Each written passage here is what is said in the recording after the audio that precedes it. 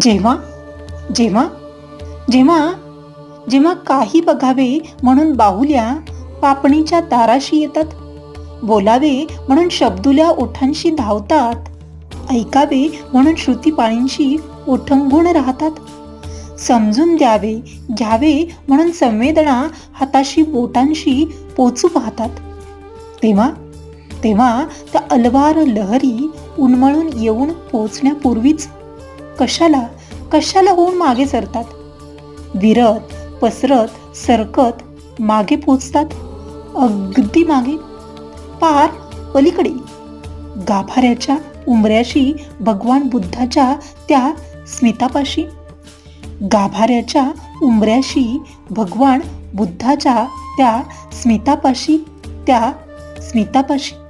कवयित्री इंदिरा संत. धन्यवाद.